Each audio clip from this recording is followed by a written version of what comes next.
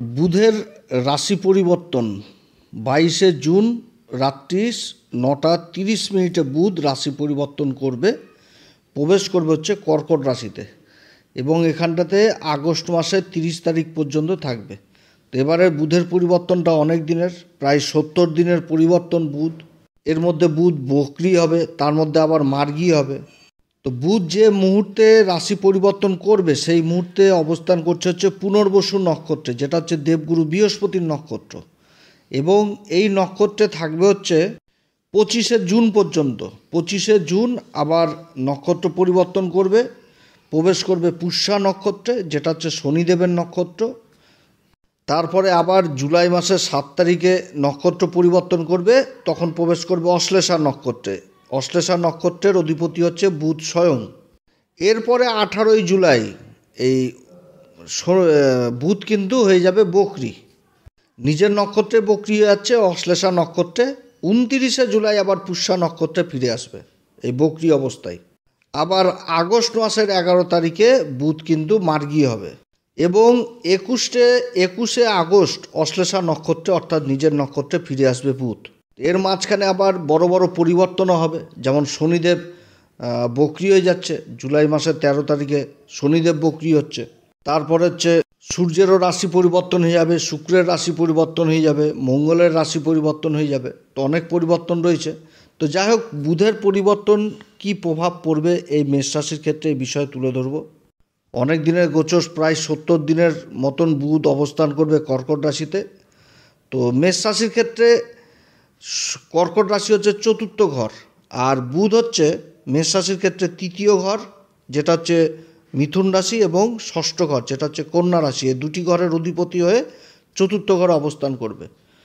তো অনুষ্ঠানটি এগিয়ে নিয়ে যাওয়ার পূর্বে সমস্ত দর্শক বন্ধুদের নমস্কার জানাচ্ছি, এবং তার সাথে বলবো যারা বহুদিন ধরে অনুষ্ঠান দেখছেন এখনও পর্যন্ত সাবস্ক্রাইব করেননি অবশ্যই সাবস্ক্রাইব করবেন। এটা গ্রহের গোচরের উপরই সাধারণ আলোচনা করা হচ্ছে, কারো কোনো রকম ব্যক্তিগত কুষ্টি ধরে আলোচনা নয়। আমি কোনো রকমভাবে কোনো দর্শক বন্ধুকে বিভ্রান্ত করার চেষ্টা করছি না, এটা কারো কোনো রকম ব্যক্তিগত কুষ্টি ধরে আলোচনা নয়। মেষ রাশির ক্ষেত্রে বুধ হচ্ছে কি তৃতীয় ঘর এবং ষষ্ঠ ঘরের অধিপতি। যে মুহূর্তে বুধ নক্ষত্র মানে রাশি পরিবর্তন করছে সেই সময় পুনর্বসু নক্ষত্র দেবগুরু বৃহস্পতির নক্ষত্র, এবং পুনর্বসু নক্ষত্র সম্পর্কে আগে বিগত দিনে বহু কিছু আলোচনা করেছি যে পুনর্বসু নক্ষত্রের অধিপতি দেবগুরু বৃহস্পতি। এই নক্ষত্রের অধিপতি দেবতা হচ্ছে অদিতি, অদিতি হচ্ছে সূর্যের মা, এবং এই যে ধনুষবাণ এটাই হচ্ছে এর মেন চিহ্ন। এই ধনুষবাণ থেকে একাগ্রতা জিনিসটাকে বুঝায়, আর ধনুষবাণ আমাদের পরম পূজনীয় আমাদের পুরুষোত্তম শ্রীরামচন্দ্র ভগবানের কাঁধেই কিন্তু এই ধনুষবাণ, অর্থাৎ এইখান থেকে যেরকম একাগ্রতা, সেরকম ধৈর্য, সেরকম শালীনতা এগুলো কিন্তু উঠে আসে। তো বুধ এই নক্ষত্র অবস্থান করছে এবং এই নক্ষত্র থেকে লক্ষ্যবেদ জিনিসটাও উঠে আসে। তো এই মুহূর্তে বুধ কিন্তু থাকছে এই পুনর্বসু নক্ষত্র, আর দেবগুরু বৃহস্পতি অবস্থান করছে এই মিথুন রাশিতে। তো দেবগুরু বৃহস্পতির সাথে কিন্তু একটা স্থান পরিবর্তন হয়ে যাচ্ছে নক্ষত্র আর রাশি, আর অপরদিকে বুধ কিন্তু অবস্থান করছে এই দেবগুরু বৃহস্পতির উচ্চর ঘর, যেটা হচ্ছে কর্কট রাশি, চতুর্থ ঘর। তো চতুর্থ ঘরে বুধের এই অবস্থান যথেষ্ট ভালো অবস্থান হবে, কিন্তু বুধ হচ্ছে কি তৃতীয় ঘর এবং ষষ্ঠ ঘরের অধিপতি। তো ষষ্ঠ ঘর থেকে রোগ রিপু ঋণের ঘর, এটা হচ্ছে বুধ। আর ওদিকে যোগাযোগ, তো এই সময়কালে অনেক রকম যোগাযোগ কিন্তু সম্ভব হবে এই মেষ রাশির ক্ষেত্রে, কারণ বুধের যে সপ্তম দৃষ্টি সেটা হচ্ছে কর্মের ঘরেই পড়ছে। কর্মের ঘরটা হচ্ছে কি মকর রাশি, যার অধিপতি হচ্ছে শনি। শনি অবস্থান করছে দেবগুরু বৃহস্পতির রাশি, সেটা হচ্ছে মীন রাশিতে, এবং শনি কিন্তু এই মেষ রাশির ক্ষেত্রে হচ্ছে কর্মের ঘরের অধিপতি এবং লাভের ঘরের অধিপতি হয়ে দ্বাদশ ঘরে অবস্থান করছে। অর্থাৎ এই সময়কালে কর্মে কিন্তু যথেষ্ট প্রমোশনের যোগ রয়েছে, কিন্তু সেটা বিদেশের মাধ্যমেই হবে। যে পরিবর্তনটা হবে সেটা বিদেশ মাধ্যমেই হবে। যে পরিবর্তন হচ্ছে, প্রমোশন হচ্ছে, তার জন্য বাইরে এবং যোগাযোগ ব্যবস্থারও ব্যাপক উন্নতি হবে। এবং এই সময়কালে কর্মক্ষেত্রে যারা নতুন কর্মের চেষ্টা করছেন তাদেরও কিন্তু কর্মলাভ হওয়ার প্রবল সম্ভাবনা থাকছে। যোগাযোগ জিনিসটা চলে আসছে। আর সুখের ঘরে বুধ অবস্থান করছে। বুধ হচ্ছে কি কম্পিটিশন ঘর, যেটা হচ্ছে ষষ্ঠ ঘর। ষষ্ঠ ঘর থেকে কর্মের কম্পিটিশন এই জিনিসগুলোকে বুঝায়। তো কম্পিটিশনের সুখের ঘরে অবস্থান করছে। তো যারা এক্সামে বসেছেন, কোনো বড় বড় এক্সামে যারা অনেক ধরাধরি করছেন, যোগাযোগ করছেন কর্মের জন্য বা যে কোনো ক্ষেত্রে, সেটা সরকারি হোক বেসরকারি ক্ষেত্রে, তো এই সমস্ত জায়গাতে সফলতা হওয়ার সম্ভাবনা কিন্তু থাকছে এই মেষ রাশির এই সময়কালে পুনর্বসু নক্ষত্রে। এবং যারা নিজেদের ব্যবসা বাণিজ্যের সাথে যুক্ত রয়েছেন, তারা যদি নিজেদের লক্ষ্যকে স্থির রাখে তাহলেও যথেষ্ট আয় উন্নতি এই সময়কালে করতে পারবে। এই সময়কালে বিশেষভাবে প্রভাবিত হচ্ছে যারা মিডিয়ার সাথে যুক্ত রয়েছেন, যারা কথাবাচক হিসাবে কাজ করছেন, এরা কিন্তু বিশেষভাবে প্রভাবিত হবে। যারা কোনো প্রতিভাজনিত কাজের সাথে যুক্ত রয়েছেন, যেমন সোশ্যাল মিডিয়াতে যুক্ত রয়েছেন, সিনেমা জগতে যুক্ত রয়েছেন, এই সমস্ত কাজের দিকেও যথেষ্ট উন্নতির যোগ রয়েছে। এছাড়া যারা সোনা চাঁদি, তারপরে তামা পিতল, এই সমস্ত কাঁসা, এই সমস্ত কাজের সাথেও যারা যুক্ত রয়েছেন, তারাও বিশেষভাবে প্রভাবিত হবে এই সময়।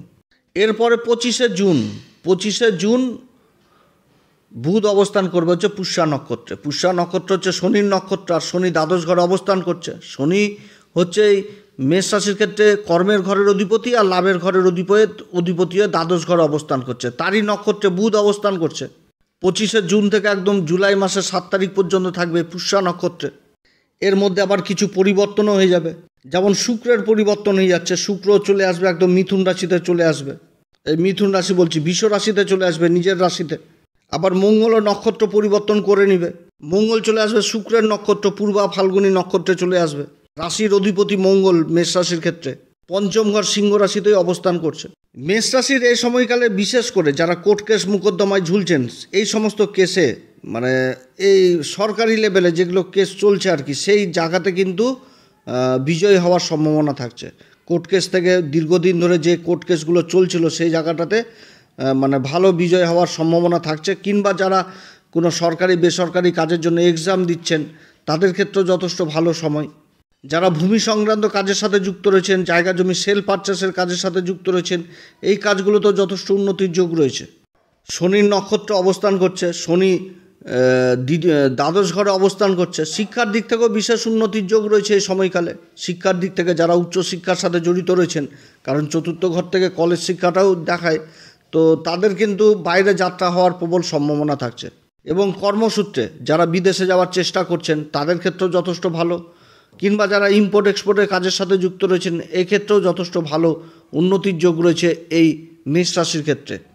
কিংবা যারা বিদেশ থেকে মালপত্র নিয়ে এসে দেশের মাটিতেই ব্যবসা করছেন, কাজ করছেন, তাদের ক্ষেত্রেও বিশেষ উন্নতি। আবার এই সময়কালে নিজের কর্মক্ষেত্রে ইনভেস্ট জিনিসটাও উঠে আসছে, যে কোনো একটা নতুন করে নতুন পুঁজি ইনভেস্ট করা ব্যবসা ক্ষেত্রে বা নিজের কর্মক্ষেত্রে, এই জিনিসগুলোও কিন্তু উঠে আসছে এই সময়কালে। তো যেটা করতে হবে সেটা কিন্তু মাথা ঠান্ডা করেই করতে হবে, কারণ শনি দ্বাদশ ঘরে অবস্থান করছে এবং দেবগুরু বৃহস্পতি অবস্থান করছে হচ্ছে মিথুন রাশিতে। তো এই সময়কালে যে জিনিসটা হবে সেটা কিন্তু কাগজপত্র মাধ্যমেই হবে, কোনো মুখের কথাতে কাজ হবে না। মুখের কথাতে কি হবে? মুখের কথাতে ম্যানেজমেন্ট হবে, যোগাযোগ জিনিসটা হবে, কিন্তু কাজ, যে কোনো কাজ করতে গেলে সেই কাজটা লেখাপড়ি হিসাবেই করতে হবে। এবং যে কোনো কাজ করতে গেলে বাজেট নির্ধারণ আগে থেকেই করতে হবে, কারণ শনি কিন্তু ব্যয়ের ঘরে অবস্থান করছে। তো যাই হোক, এরপরে জুলাই মাসের 7 তারিখে এই বুধ অবস্থান করবে অশ্লেষা নক্ষত্রে, নিজের নক্ষত্রে অবস্থান করছে এবার বুধ।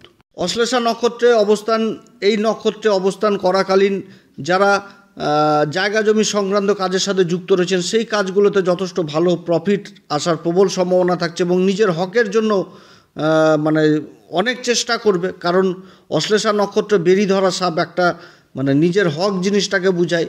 তো নিজের প্রাপ্য জিনিসটাকে আদায় করার জন্য সক্ষম হবে। নিজের কর্মক্ষেত্রে লাভ জিনিসটাকে চট করে বুঝতে পারবে, যে লাভ কোনোভাবেই নিজের লাভটাকে ছাড়া যাবে না, এই জিনিসগুলোও কিন্তু বুঝতে পারবে। এবং শত্রুদের উপরও কিন্তু বিজয় হাসিল করবে, শত্রুরা অনেক দূরে পিছনে সরে থাকবে এই সময়কালে। তবে অশ্লেষা নক্ষত্রে বুধ নিজের নক্ষত্রে অবস্থান করছে, এটা ঠিক, কিন্তু অশ্লেষা নক্ষত্রে নিজের সুখের দিকেও কিন্তু ব্যাঘাত হবে, যে নিজের সুখ জিনিসটাকে, নিজের জিনিসটাকে বেশি বুঝবে। আর এটা সুখের ঘর, চতুর্থ ঘর, তো এই ঘরে কিন্তু অশান্তি, গণ্ডগোল, কলহ, এই জিনিসটাও থাকবে অশ্লেষা নক্ষত্রে থাকাকালীন। কারণ নিজের হক, নিজের জিনিসটাকে বেশি বুঝতে পারবে, যে নিজের জিনিসটাকে সহজে ছাড়বে না, বা নিজের কথাটাকে এগিয়ে রাখতে চাবে। এই নিয়েও কিন্তু মানে এই চতুর্থ ঘরে এই বুধের অবস্থানে অশান্তি, গণ্ডগোল, কলহ জিনিসটাও থাকবে। এরপরে 18ই জুলাই এই বুধ হয়ে যাবে বকরি, নিজের নক্ষত্রে বকরি হয়ে যাচ্ছে অশ্লেষা নক্ষত্রে। এবং এই সময়কালে কিন্তু কর্মক্ষেত্রে বাগবিতণ্ডা, তারপরে যে কোনো অশান্তি গণ্ডগোল থেকে নিজেকে কিন্তু সরিয়ে রাখতে হবে। কারণ অশ্লেষা নক্ষত্র আমি কি বললাম যে বেরি ধরা সাপ, নিজের হকের জন্য অশান্তি বা নিজের হক জিনিসটাকে বেশি পছন্দ করবে, নিজের একটা দৃঢ় স্বভাব, দৃঢ় ব্যক্তিত্ব, এই জিনিসগুলো উঠে আসবে। তো যেহেতু বুধের দৃষ্টি কর্মের ঘরে পড়ছে, তো এই সময়কালে বিশেষভাবে সাবধান। নিজের কর্মক্ষেত্রে নিজেদের কলিগদের সাথে অশান্তি গণ্ডগোল বা কথা কাটাকাটি বা বসের সাথে সম্পর্ক খারাপ, এগুলো হওয়ার কিন্তু সম্ভাবনা থাকবে এই সময় ভুল করেও কারোর সাথে বাকবিতণ্ডায় জড়িত হওয়া যাবে না। এবং এরপরে যখন 29শে জুলাই পুষ্যা নক্ষত্রে আবার বক্রী অবস্থায় ফিরে আসবে, তখন খরচাপাতি যথেষ্ট বৃদ্ধি করাবে এই বুধই এই মেষ রাশির ক্ষেত্রে। কারণ এই সময়কালে আবার শনিও কিন্তু বক্রী হয়ে যাচ্ছে একদম দ্বাদশ ঘরে, অর্থাৎ ব্যয় করাবে কিন্তু যথেষ্ট। যে কোনো কাজ করতে গেলে বাজেট জিনিসটাকে অবশ্যই নিয়ে আসতে হবে এই মেষ রাশিকে। যারা জায়গা জমি সংক্রান্ত কাজের সাথে যুক্ত রয়েছেন, খাবারের কাজের সাথে যুক্ত রয়েছেন, এই সমস্ত কাজের সাথে যারা যুক্ত রয়েছেন, কোনো রকমভাবে কাউকে পেমেন্ট দেওয়ার আগে বা মুখের কথাতে বিশ্বাস করে কাউকে পেমেন্ট বা অন্য কোনো কিছুতে মানে যোগ হবেন না, তো কিন্তু অর্থহানির যোগ থাকছে এই সময়কালে মেষ রাশির। এবং অশান্তি গণ্ডগোল এই দিক থেকেও কিন্তু যথেষ্ট সজাগ থাকতে হবে। কারণ মঙ্গলও কিন্তু রাশি পরিবর্তন করে নেবে 28শে জুলাই, চলে আসবে কিন্তু একদম ওই কন্যা রাশিতে। অর্থাৎ শনির সাথেও কিন্তু সমসপ্তম যোগ তৈরি হচ্ছে এই সময়কালে মেষ রাশির ক্ষেত্রে। তো যাই হোক, শত্রুদের দিক থেকে বা রেগে যাওয়া, তেড়ে যাওয়া, গণ্ডগোল, অশান্তি এই দিক থেকে কিন্তু যথেষ্ট মাথা ঠান্ডা করেই চলতে হবে মেষ রাশিকে। এরপরে আগস্ট মাসের 11 তারিখে বুধ কিন্তু মার্গী হচ্ছে, এটা ঠিক, কিন্তু মার্গী হচ্ছে আবার সেই পুষ্যা নক্ষত্রেই। এবং 21শে আগস্ট আবার অশ্লেষা নক্ষত্র নিজের নক্ষত্রে প্রবেশ করবে। এবং নিজের নক্ষত্রে যখন প্রবেশ করবে তখন থেকে কিছুটা হলেও পরিস্থিতি নিয়ন্ত্রণে আসবে, কিংবা পরিস্থিতি যথেষ্ট ভালো হবে এই মেষ রাশির ক্ষেত্রে। কারণ শনি 7.5 চলছে। এবার যে পরিবর্তনগুলো, বুধ হচ্ছে কি ষষ্ঠ ঘর, অসুখ বিসুখ, রোগ, ঋণ, এই ঘরের অধিপতি। এই ঘরের অধিপতি হয়ে সুখের ঘরে অবস্থান করছে, জিনিসগুলো বুঝতে হবে। এবার সুখের ঘরে অবস্থান করছে, বা যে নক্ষত্রটা পাচ্ছে অশ্লেষা নক্ষত্রে তো বেরি ধরা সাপ, এটা তো বললাম। পুষ্যা নক্ষত্র শনি চলে আসলো, তার মধ্যে আবার মঙ্গল আবার রাশি পরিবর্তন করবে, নক্ষত্র পরিবর্তন করছে হচ্ছে 30 তারিখে নক্ষত্র পরিবর্তন করে পূর্বা ফাল্গুনিতে। আর 28শে জুলাই চলে আসবেন রাশি পরিবর্তন করে ষষ্ঠ ঘরে। তাহলে কিন্তু সমস্যা থাকছে, সমস্যা না থাকা না। অতএব এই সময়কালে ধীরে সুস্থেই যথেষ্ট মাথা ঠান্ডা করেই এগোতে হবে। অর্থাৎ পুনর্বসু নক্ষত্রে যখন বুধ অবস্থান করবে চতুর্থ ঘরে, তখন কর্মক্ষেত্রে যথেষ্ট একাগ্রতা নিয়েই কাজ করতে হবে, তাহলেই কর্মক্ষেত্রে যথেষ্ট লক্ষ্যভেদ। তারপরে যখন পুষ্যা নক্ষত্রে অবস্থান করবে, তখন যে কোনো কাজ করতে গেলে মাথা ঠান্ডা করতে হবে এবং তার সাথে বাজেট আগে থেকে তৈরি করে নিতে হবে। এবং অশ্লেষা নক্ষত্রে যখন অবস্থান করবে, তখন নিজের হক, নিজের জিনিস, এই সমস্ত জিনিসকে যথেষ্ট বুঝবে। এবং চতুর্থ ঘরেই এই যোগ বুধ অবস্থান করছে, বুধ হচ্ছে কি বাণীর কারক, তাহলে নিজের বাণী, নিজের ম্যানেজমেন্ট, এই সমস্ত দিকে যথেষ্ট খেয়াল রাখতে হবে, না তো অশান্তি গণ্ডগোল বাড়িতে কিন্তু লেগে থাকার প্রবল সম্ভাবনা থাকছে। এই সময়কালে এই মেষ রাশি কোন উপাচার করবে? প্রত্যেকদিন হনুমান চল্লিশা, বজরংবাণ, শ্রীরাম সীতার প্রণাম মন্ত্র সহকারে পাঠ করবেন এবং মঙ্গলবার করে বজরংবলীর দর্শন করবেন, জটাওয়ালা নারকেল দান করবেন, মা ভগবতী মাকে লাল পুষ্প অর্পণ করবেন, 7 বছরের নিচের কন্যাকে যথেষ্ট স্নেহ করবেন, প্রয়োজনে তার পা ছুঁয়ে আশীর্বাদ নেবেন, যথেষ্ট ভালো ফল পাওয়া যাবে। তো যাই হোক, অনেক কথা আলোচনা করলাম মেষ রাশি সম্পর্কে। যদি এই আলোচনা সত্যি ভালো লাগে তাহলে অবশ্যই নিজের ভেবে অ্যাস্ট্রো এসএম বাংলা চ্যানেলকে সাবস্ক্রাইব করবেন। সাথে চলছে, অনেক ভিডিও দেওয়া হবে। যারা জ্যোতিষী সংক্রান্ত বিষয়কে ভালোবাসেন, গুরুত্ব দেন, আশা করছি তারা বিশেষভাবে উপকৃত হবেন। তো যাই হোক, এরপরে আবার আসবে একটি নতুন পর্ব নিয়ে। নমস্কার, ধন্যবাদ।